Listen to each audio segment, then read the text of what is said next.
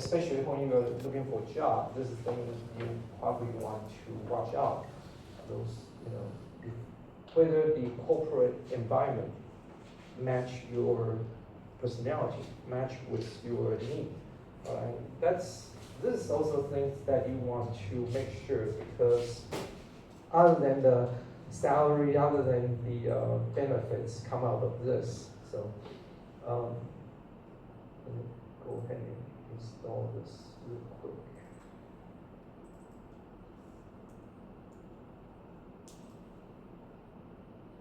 All right, so here's some more information about Motorola. Motorola, the history of Motorola starting from making a car radio. So that's where this guy's name from, Motorola. Okay, because Rola, I think it was actually a popular suffix at that time, to add everything Rola after that, Ola or something like that. But the prefix is motor, which means they, come from from car, right? The car had motor. So the Motorola is actually coming from this name here. And then one of the first thing they made is the car radio, and then later they make walkie-talkies. And they're still making walkie-talkies today, okay, the Motorola brand walkie-talkie. Their headquarters is in Schaumburg, Illinois, so that's a city in USA. The business unit I was at is what we call Motorola Stereo Infrastructure. So that's what I just mentioned earlier. We were making the base stations at this place in Fort Worth, Texas. All right. So the things that I can share with you about my days in Motorola is that when I just first joined Motorola, we have this thing called mentor.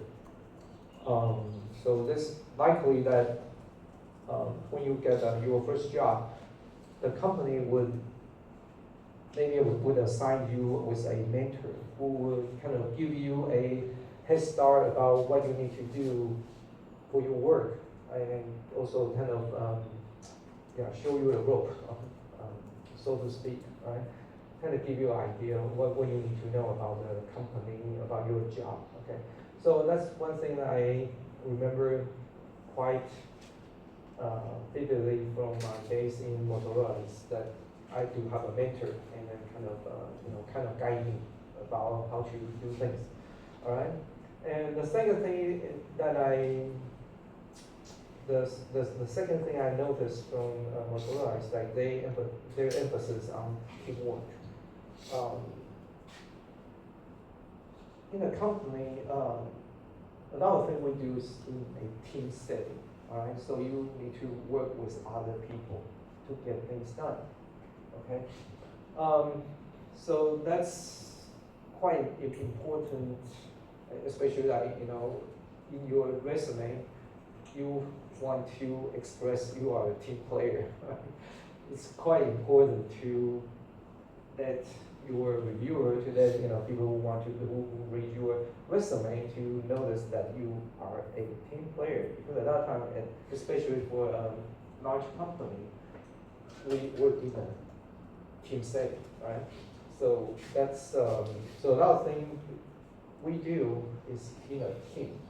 Okay, so we only work on parts of we talk in terms of our work in terms of projects, especially because we are in the R&D area. For software development, we are in this particular business. We call it R&D, research and development. So the work units, we call it projects. So by the way, let me ask you, have anyone taken project management here, or have you heard about project management? Okay. But you haven't taken the project management courses, right? So it's okay if I talk about project management here. Okay, good. All right, so then I can share, because that's really impact me. Because at that time, I was working for a company. We were in a project management setting. So So if that's the case, maybe for the next few weeks, I can talk about project management, or talk about some idea from the project management to share with you, right? Okay, another thing nice about Motorola is Motorola, at least at that time, they have a great emphasis on education, on training employees, okay? So they have this policy that each year their employee need to spend at least 10% of their time in training, okay? I think that's one great thing about Motorola. They put a great emphasis on education, on training.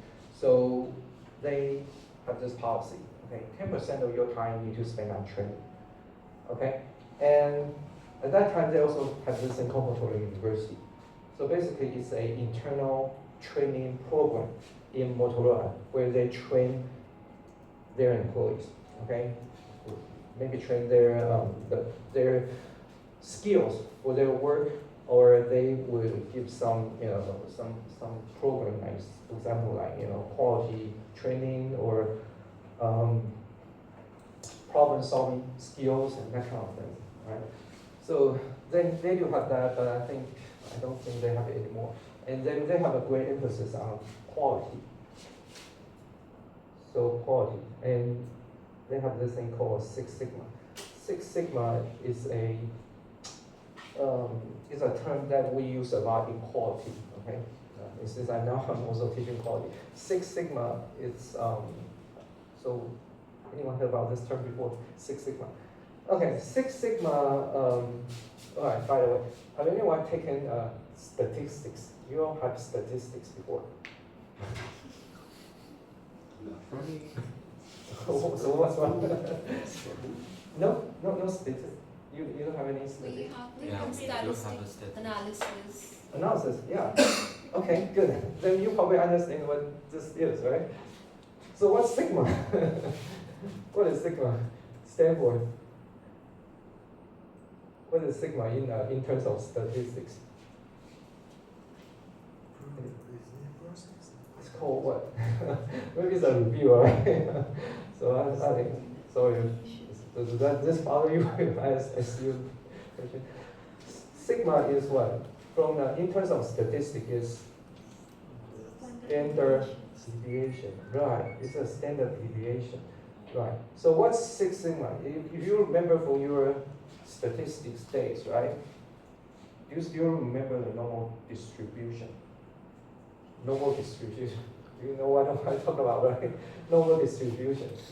All right, so normal distributions look like this, right? Right, that's not a very good drawing, but look like this, okay? And normal distribution, we can talk in terms of sigma, all right? And then we can talk in terms about a sigma, like plus 1 sigma, minus 1 sigma, all right? And this is cover the area within the normal distribution. And this area inside the distribution, we may call it by another name, probability. Okay? Right? Okay. So, for example, like, so does anyone remember what's the probability inside this 1 sigma plus minus 1 sigma? Probably about 75.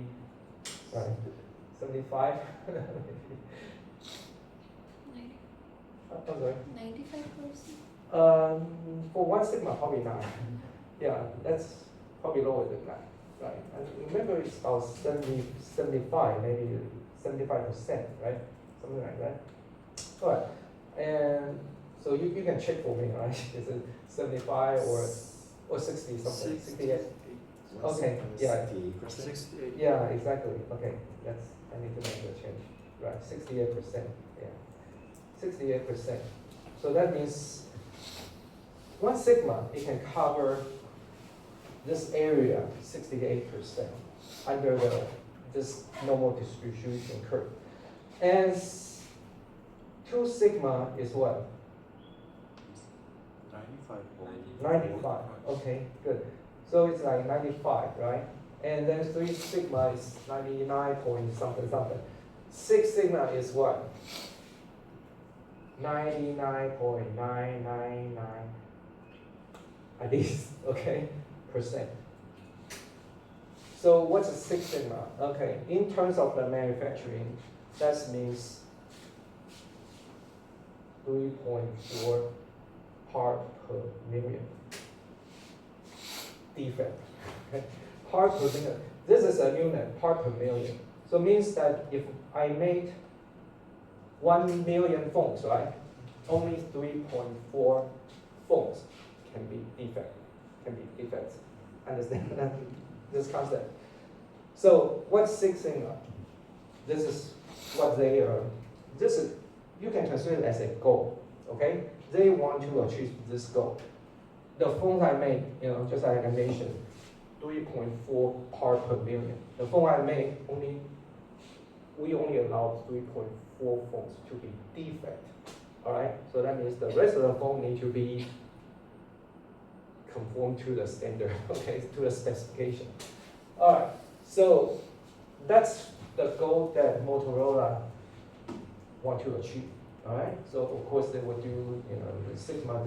It's a goal, a philosophy, and also it's a method for achieving 6 Sigma. Okay, just to let you know. So there's another term that associated with Sigma. It's like DMAIC. Okay, they have a method to approach this goal, 6 Sigma, and one of the approach they use, or you probably in quality you heard about this called DMAIC. It's a methodology. Okay, define, measure, analyze, improve, and control. Okay, to achieve this goal. Right, 6 Sigma. All right. So just give you a brief information on that, a brief background on that. Okay, I'm not going to talk about the quality, okay, but just to give you an idea. Because Motorola is a company that is very, they are very into quality. Okay, they want to pursue quality, and today I'm sure that not only Motorola, a lot of companies they put a great emphasis on quality, right? Because if you can make a quality products, you can save money. Okay, have a lot to do with cost. Okay, that's why people they concentrate on reaching this kind of goal, 6 Sigma. And it's not easy to reach. Okay, normally when we talk about about quality, we only talk about 3 Sigma, plus minus 3 Sigma. But Motorola want to go one step ahead. They want to reach 6 Sigma. Right?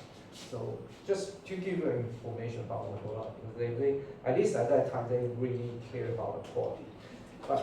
And another thing is in Motorola, I noticed they have this thing called a two-track system.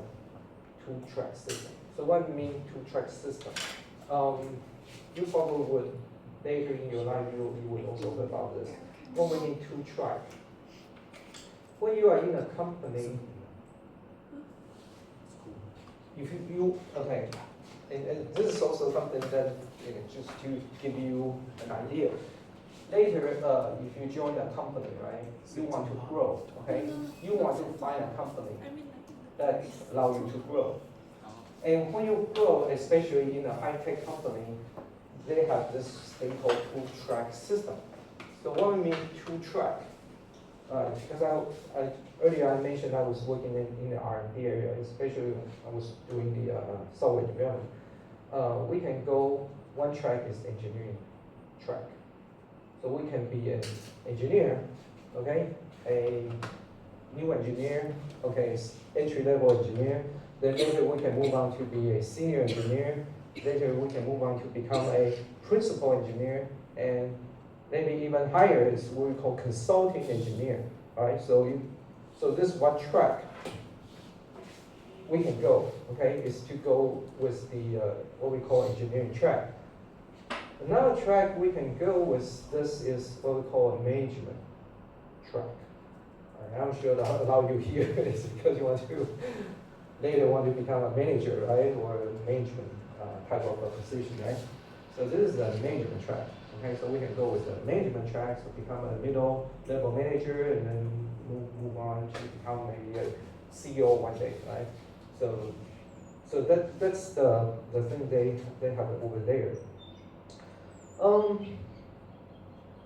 One thing that affect me early in my life in Motorola is this layoff event.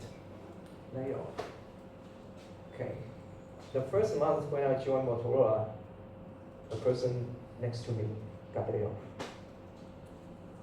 That gave me a great impact. That gave me a great impact, because I think, first of all, Motorola is such a large company. Okay, at that time, Motorola not only making phones, Motorola also make semiconductors. I don't know if you know about this. Motorola, they also make semiconductors. They also make chips. They have Motorola chips, just like TSMC. Okay, they make chips. They split out. Okay, but at one moment in time, they do make chips. So you would think that such large company and lay off people, okay? And that time I was the first month into my work, okay? Person next to me got laid off, right? So that's kind of give me the idea that company cannot guarantee for you, okay? It doesn't give you any promise, all right? It will not guarantee you a very secure job for the rest of your life. So you have to have this kind of, we would say, you need to keep this in mind, because who knows, okay? Who knows when the next layoff might come up. So that's the thing. I would say that one of my manager told me, when you get your first job or your next job, the first thing you need to do is to update your resume. Always update your resume, because you never know when you need it, all right? You need to update your resume all the time, all right? Because such so important. You don't know when your next layoff will come out, next company restructure will come up. So better update your resume all the time, all right? Update your skills, okay? So like now we are in the AI age now, okay? Better update your AI skills, all right? Better let your, well, how to use chat. I'm sure all you know how to use ChatGPT, right? All right. Learn about, I don't know, deep learning or something to keep you always, okay, at the front of the wave, right? So, and because of that, it impacted me. So that's why at that time I already got my master's in computer science. I also go ahead and got my MBA. I think it had a lot to do with this event. Then I think, okay, if this is the case, then the company cannot guarantee me the secure job for my rest of my life. So better that I need to equip myself. I need to, well, get another, I can find another job, or I can update my skill, okay? And also because, and that's led to my degree in PhD, and that's led me to here, right? To become a professor in a university, because I don't know if I can trust a company. Okay, you can only trust yourself. You cannot trust your future in a particular company, because you don't know about what will happen. Okay, and another thing that Motorola, when I read about Motorola history, they do have this thing called warring tribes mentality, and probably not only exists in Motorola, probably also exists in some other company as well. Is that in company we always work in different groups, okay? We how we say this? Kind of like we're in R&D. We're kind of we're not exactly like in an assembly line, but our job have been kind of divided up so specialized that each unit have their own goals. They have their own ways of doing things. So later they develop this event called this phenomenon we call a silo effect. You heard about this phrase before? Silo effect. Silo effect basically means that groups, they are so isolated with each other that they no longer talk to each other. And that's silo effect is not good for a company, because once the group they stop sharing information with each other, they stop communicating with each other. It can bring a lot of headache. It can bring a lot of problems to a company. And one of the things that Motorola has experienced, okay, is what we call one tribe effect mentality. It's like different groups, okay, they are like individual one tribes, and because they are one tribe, they would instead of sharing resources, instead of communicating with each other to fight another company, so to speak, they basically fight each other first. And we can say that one of the bad things about Motorola, okay, there are several good things about Motorola, but one of the bad things about Motorola maybe have to do with this, is that they have this idea that we call survival of the fittest. Survival of the fittest. So in and out with those different groups, those different departments, they can fight each other out, survival of the fittest. Okay, this comes from the Charles Darwin, right? Biology, Charles Darwin, survival of the fittest. So you can fight each other out, and whichever group that survive, then wow, okay, this is a group we need to better give them promotion, or better let them grow and things like that. So that's one bad thing about it, and it's not. This thing is also reported in some major magazines.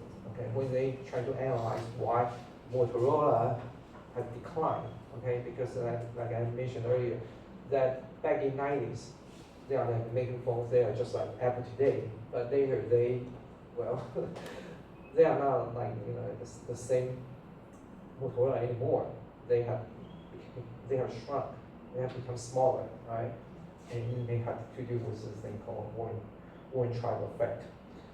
And another thing that we need to mention about Motorola, why it declined. Okay, this is another thing probably want to share with you is, if you start seeing some things that you feel not right with the company, you better, like I say, update your resume. You better start looking for another job.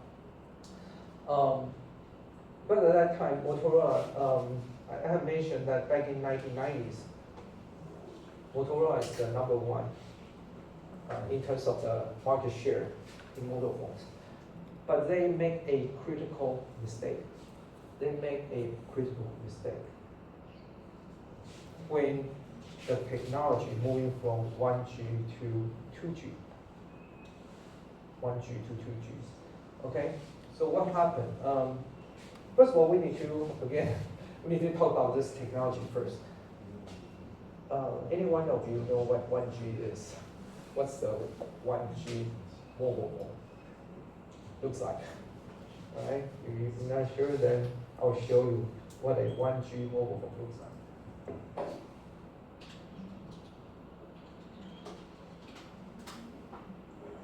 This is a 1G mobile phone. Okay, look like, anyone seen something like that before? It's huge, okay? It got a big antenna. And I heard that it's sturdy enough, so you can use this phone to hit somebody with. Right? It can be a weapon. Because at that time, first G, the phone is quite huge, all right? And why it's so huge? It has something to do with the technology at that time. At that time, the signals that send out from this type of phone is what we call analog. We do have an engineer here, right? Analog, right? Analog signal, right? Analog signal. So what's analog signal? Analog signal is like the sound waves. Okay, the sound waves. So for the 1G phone, right? The signal is sent out as sound wave. So it requires a lot of power to process sound waves. So that's why the phone is so big, because it requires large battery, okay? Right, it requires a large antenna, right? So to process the signal, all right? But then later they move on to 2G, okay? So this is 1G. 2G is what? 2G is what a lot of those what we call 3Cs equipment we're using today. The signal that we are using today is what we call, want to take a guess? Look like this. And it's 0 and 1. It's called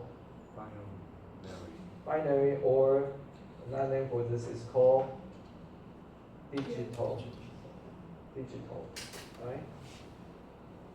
We know about this? Okay. 0 and 1. The equipment now, the computer we are using today is 0 and 1, right? Binary. And or we call it digital. Okay? So for 1G to 2G, we move from analog sound waves to signal like this, digital, 0 and 1. Right? And so at that time, what happened is that with Motorola is that they put investment on 1G technology. They failed to realize the potential of 2G. Okay? Probably you have studied this at your management class. We call this term called you heard about this term. You heard of this term? We call it. Okay. By the way, this is the term that I studied back in my MBA days. We call it technology shift. A technology shift, right? So meaning that we have a new technology coming out, and it's so revolutionary, it can replace the current technology, okay?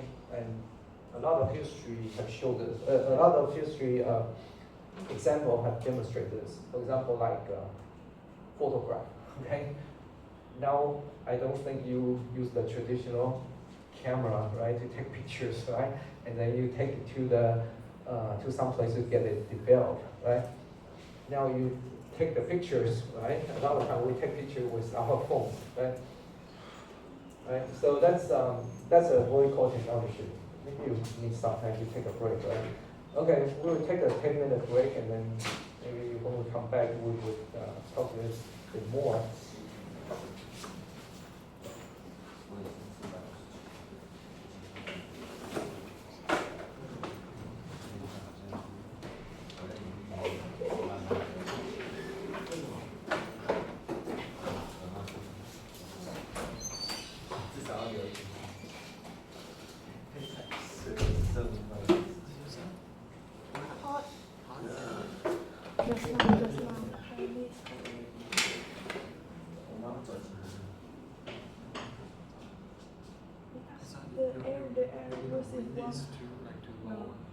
The wine is too warm before.